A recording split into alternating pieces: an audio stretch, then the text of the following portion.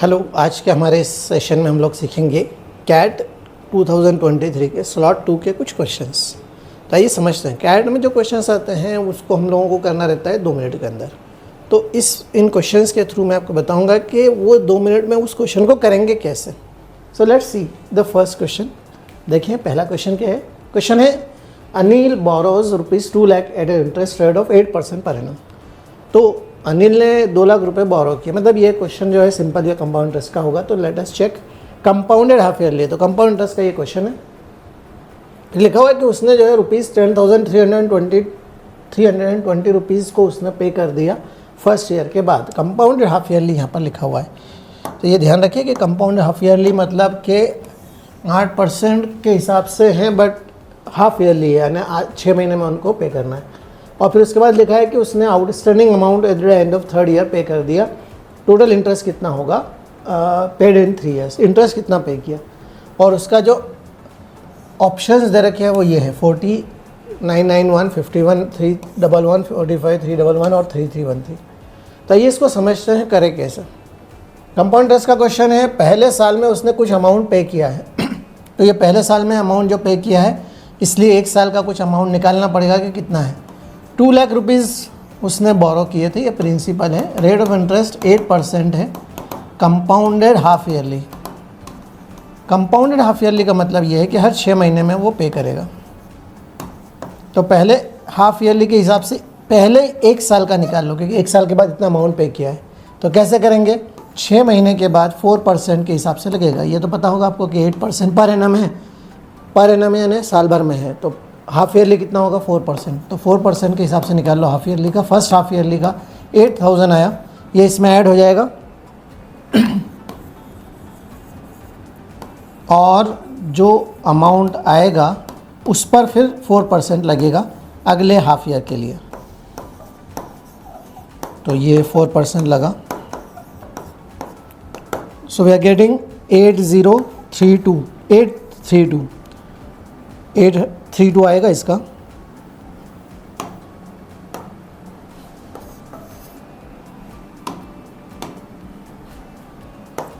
$8,320। तो पहले 6 मंथ में आएगा 8,000, अगले 6 मंथ में आएगा 8,320। तो टोटल कितना हुआ, 8,000 के साथ 8,320 को ऐड कर दे 16,320।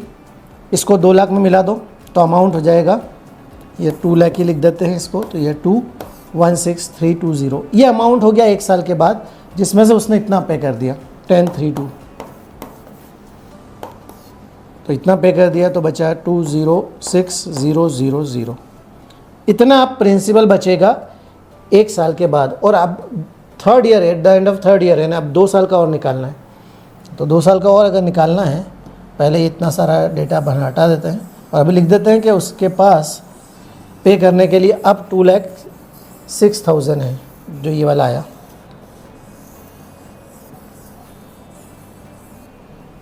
सो आई एम राइटिंग दिस 2,06,000। और इस पर फिर वही 8% पर एनम के हिसाब से हाफ ईयरली लगेगा। तो इसका इंटरेस्ट निकाल लेते हैं 1 + 4/100 पावर 4। 4 क्यों किया, क्योंकि 2 साल और है अभी, और 2 साल में 6 मंथ के हिसाब से 2 ईयर्स है। 6 मंथ के हिसाब से 4 बार कैलकुलेट होगा 4% के हिसाब से। अभी देखो कैलकुलेशन थोड़ा सा लेंदी है, इसको क्या शॉर्टकट में कुछ कर सकते हैं। तो ये समझते हैं कि शॉर्टकट में कैसे करें। हमने देखा कि 8,000 पहले हाफ ईयर का आया और अगले हाफ ईयर का भी 8,000 अप्रॉक्सीमेटली बैठा, 8,320, वो 4% के हिसाब से एक्स्ट्रा। तो पहले हाफ ईयरली अगर मैं 3 साल की पूरी बात करूं 6 महीने के हिसाब से, 1, 2, 3, 4, 5, 6, ये 3 साल है, 3 ईयर्स। पहले हाफ ईयर में 8,000 आया, अगले हाफ ईयर में 8,320 आया, और वापस उसने कुछ पे कर दिया तो वापस 2,06,000 पर आ गए। तो वापस इसी तरह से 8,000 के हिसाब से चलता जाएगा, 8,320, यानी अप्रॉक्सीमेटली 8,000 तो आ ही रहा है 6 महीने में। और ऐसे 3 साल में 6 टाइम्स ऐसा कैलकुलेट होगा। तो 8 6 कितना हुआ, अगर 8,000 को 6 टाइम्स कर दें तो 8 6 48,000 तो हो ही रहा है। इससे ऊपर ही जाएगा, क्योंकि यहाँ देखो इंटरेस्ट पर इंटरेस्ट होगा, ये भी 8,000 ज़्यादा होगा क्योंकि ये 6,000 एक्स्ट्रा है। इसका मतलब 48,000 या उसके ऊपर आएगा value, and therefore the answer is B. तो ये इंपॉर्टेंट होता है कैट में कि कैलकुलेशन से ज़्यादा, अब ये कैलकुलेशन करते हैं तो क्या करते हैं, ये वाले वैल्यू पूरी कैलकुलेट करते हैं और उसको 2,06,000 माइनस करके जो अमाउंट आता है उसमें 16,320 ऐड करना पड़ता। तो ये कैलकुलेशन थोड़ा लेंदी है। कैट में इस बात का ध्यान रखें, कैलकुलेटर अलाउड होता है एंड देयरफॉर इसको कैलकुलेटर से भी कर सकते हैं। मैंने आपको यहाँ पर जो बताया वो शॉर्टकट बताया, elimination of option. Elimination option कैसे हुआ कि पहले 6 मंथ में 8,000 आया था, तो 1 साल में 16,000 है, 3 साल में करीब करीब 48,000 हो रहा है। आइए सेकेंड क्वेश्चन समझते हैं। अब ये बड़ा इंटरेस्टिंग क्वेश्चन था। A B M N are natural numbers, ये नेचुरल नंबर्स है जिसमें ए 1 से बड़ा है और बी 1 से बड़ा है, मतलब ए और बी में से कोई भी 1 नहीं है।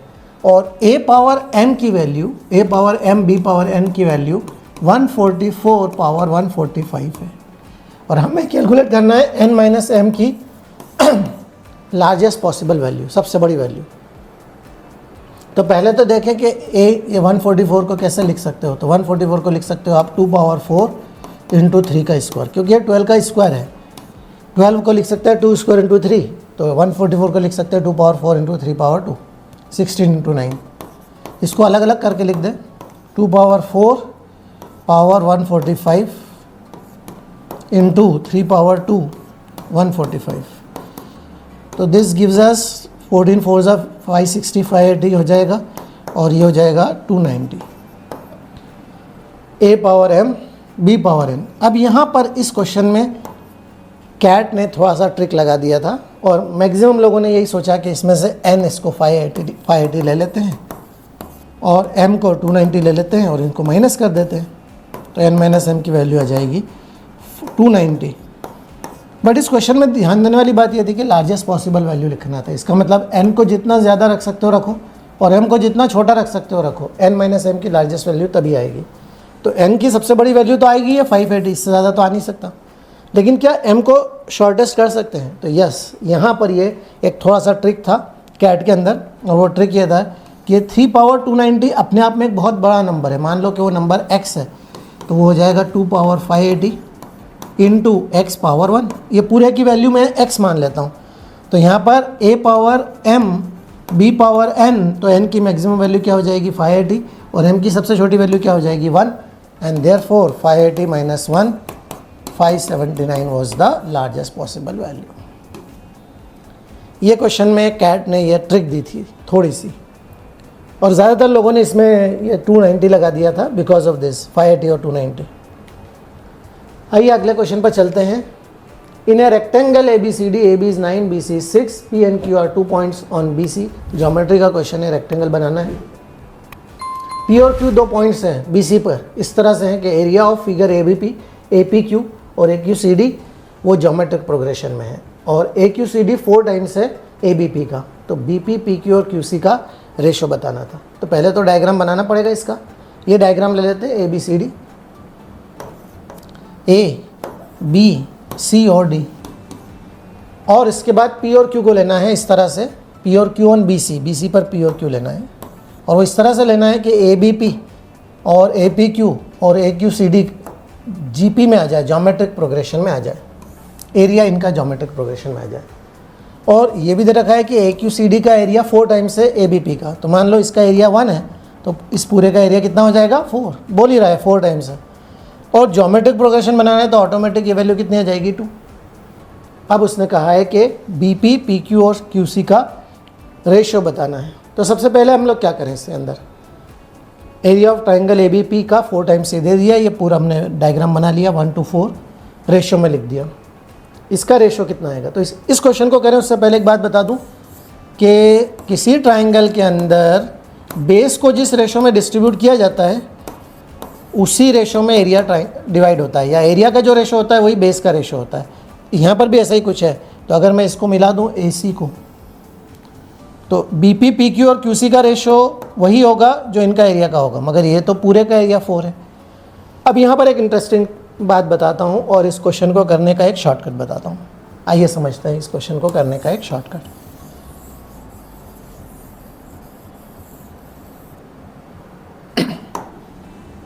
देखिए, ये तो एरिया दे रखा है 1, ये एरिया दे रखा है 2, और ये एरिया नहीं दे रखा है, ए क्यू सी का एरिया नहीं दे रखा है, तो मैं इसको ले लेता हूँ x। अब ए क्यू सी डी का एरिया 4 था, पूरा 4 था, तो ए सी डी का एरिया कितना होगा 4 माइनस एक्स, ये दोनों मिलकर 4 के बराबर है, तो इसको हटा देते हैं। ये इसका एरिया 1 हुआ, इसका 2, इसका x और ये 4 माइनस एक्स। अब एक बात और कि ए सी एक डायगोनल है, तो इसलिए ए बी सी का एरिया और ए सी डी का एरिया इक्वल होगा, क्योंकि डायगोनल क्या करता है, रेक्टेंगल को 2 हिस्सों में डिवाइड कर देता है। इसका मतलब ट्राइंगल ए बी सी का एरिया इक्वल है ट्राइंगल ए सी डी के एरिया के। ए बी सी का एरिया कितना है 1 + 2 + x, और ए सी डी का एरिया कितना है 4 माइनस एक्स, तो इससे हमें x की वैल्यू आ जाएगी x + x = 4 - 3, 2x = 1, तो x की वैल्यू 1/2।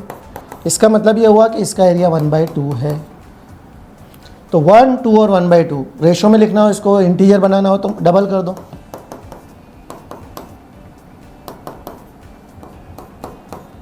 तो इसका एरिया आ गया, ए बी पी का एरिया आ गया 2, ए पी क्यू का एरिया आ गया 4 और ए क्यू सी का एरिया आ गया 1।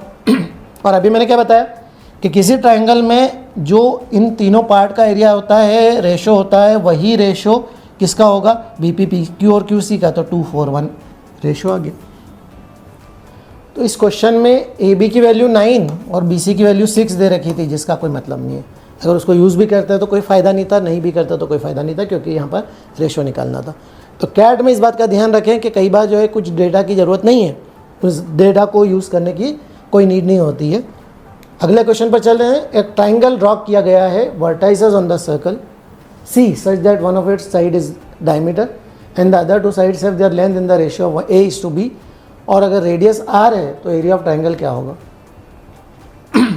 ये वाला क्वेश्चन में इस तरह से दे रखा है कि एक सर्कल है सी, ये सर्कल है सी, इसमें एक ट्राइंगल है जिसकी एक साइड कहाँ पर है, डायमीटर है। अगर ये डायमीटर है और रेडियस r के बराबर दे रखा है, तो ये r और ये r 2r के बराबर, और ये 90 डिग्री होगा, क्योंकि एंगल इन सेमी सर्कल हमेशा 90 डिग्री होता है।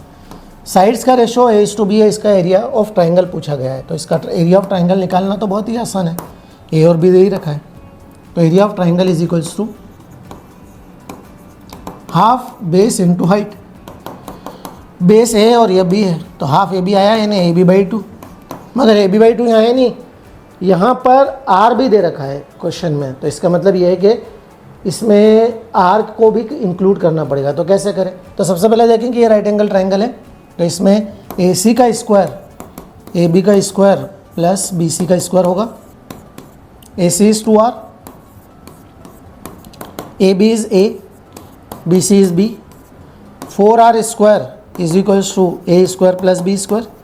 अब देखो एरिया ऑफ ट्राइंगल हमारे पास क्या था, AB/2, यहाँ पर AB तो सब जगह आ ही रहा है, एक 2 आ रहा है, तो 2 को अगर यहाँ से हम लोग 2 की वैल्यू निकाल लें, कैसे निकालें, A square plus B square, 2 अगर छोड़ दें यहाँ पर तो 2r स्क्वायर इधर आ जाएगा।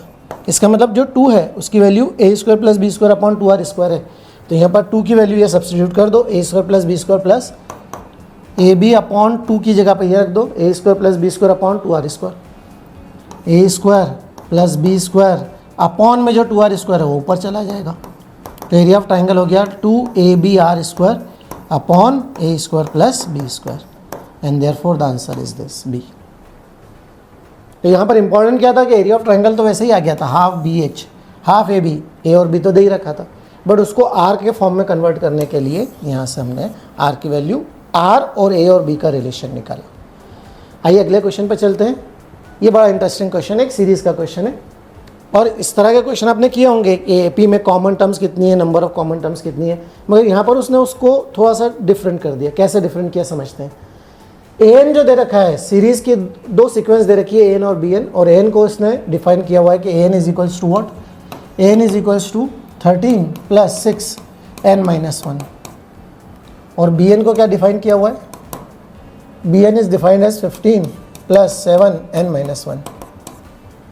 और हमें ये पता करना है n नेचुरल नंबर है, और हमें पता करना है कि लार्जेस्ट 3 डिजिट नंबर जो कि कॉमन है दोनों सीक्वेंस में, तो यहाँ पर जो है ऑप्शन नहीं है, तो हमें वैल्यू ही लिख के देना पड़ेगा।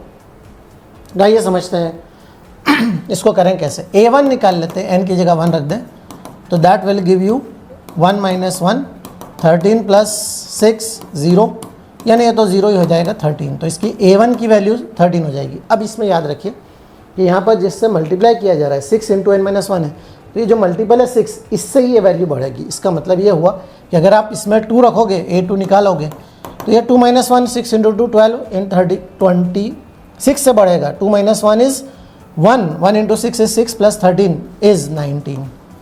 तो अल्टीमेटली ये 6 से बढ़ता जाएगा। a3 की वैल्यू आ जाएगी 19 प्लस 6 25। तो ये a1 बन जाएगा। a1 a2 a3 an वाली सीरीज़ बन जाएगी। b1 निकालें तो 15 प्लस 7 1 माइनस 1 15 प्लस 7 इंटू 0, तो ये तो 0 ही हो जाएगा। तो b1 आ गया हमारे पास। अब b2 जैसे यहाँ पर आया वैसे यहाँ पर आएगा, 7 प्लस होगा 22। b3 निकालेंगे तो 7 प्लस होगा इसमें 22 29। तो ये सीरीज़ बन गई। अब पहला फर्स्ट कॉमन टर्म बताओ। हमें तो लार्जेस्ट 3 डिजिट नंबर का निकालना है, बट पहला कॉमन टर्म तो निकाले क्या है। तो इसमें क्या होगा, 6 से प्लस होगा, इसमें क्या होगा 7 से प्लस होगा। तो प्लस करते जाओ, देखते हैं कहीं ना कहीं पहुँचेंगे। 25 प्लस 6 31 प्लस 6 37 प्लस 6 43। इसको भी करके देखो। इसका पहला कॉमन टर्म आ जाएगा इसमें 29 प्लस 7 इज़ 36 प्लस 7 इज़ 43। तो फर्स्ट कॉमन टर्म आ गया 43। अब आगे का कॉमन टर्म क्या आएगा वो अपन समझते हैं। पहले ये हम लोग फर्स्ट दोनों सीरीज़ में पहला वाला कॉमन टर्म आ गया हमारे पास 43। अब उसके आगे का काम हम लोग करेंगे। तो पहले ये पूरा हटा देते हैं एंड देन उसके आगे की सीरीज़ निकालते हैं। कॉमन टर्म कौन सी आएगी,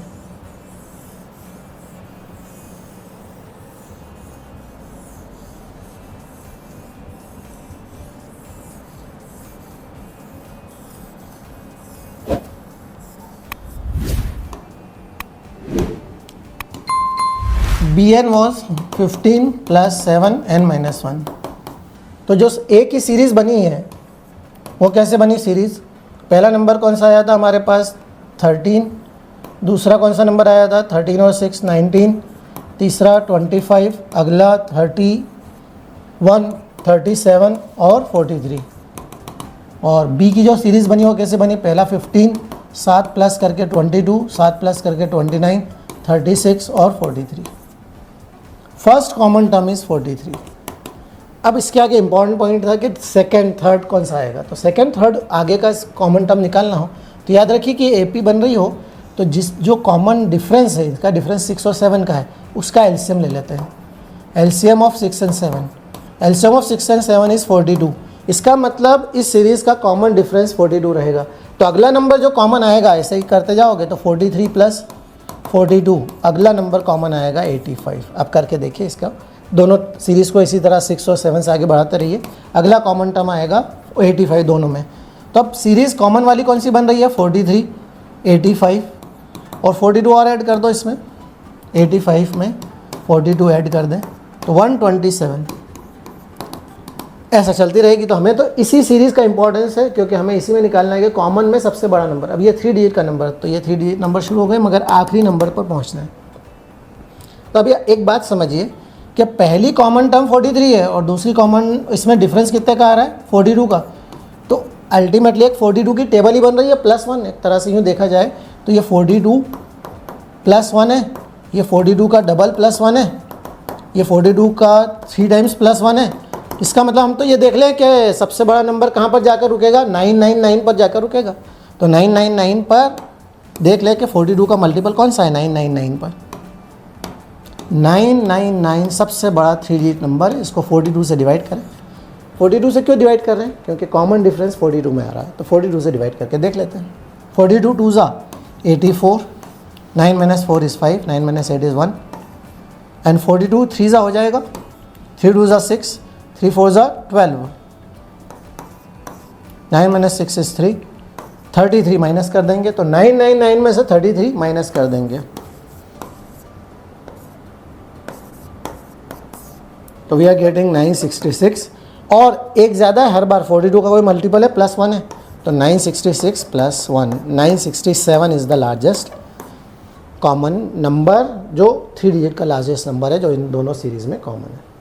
यहाँ पर आप एक काम और कर सकते हैं, क्योंकि ये भी एक AP बन रही है तो AP का फॉर्मूला लगा सकते हो। AP का क्या फॉर्मूला होता है, AP का फॉर्मूला होता है AN = A + n - 1 × D। AN = A + n - 1 × D।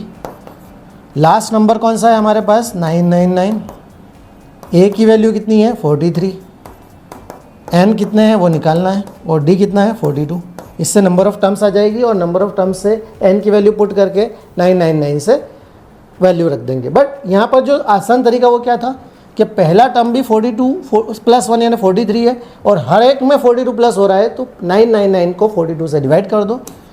ये तो पूरा नंबर डिविजिबल होना चाहिए, तो 33 आया, 999 में से 33 माइनस किया 966, प्लस 1 सब में आ रहा है, इसलिए 967 आंसर होगा। तो ये थे हमारे 5 क्वेश्चंस, वो जो कैट में आए हुए थे उसके shortcuts and how to solve those questions. Okay.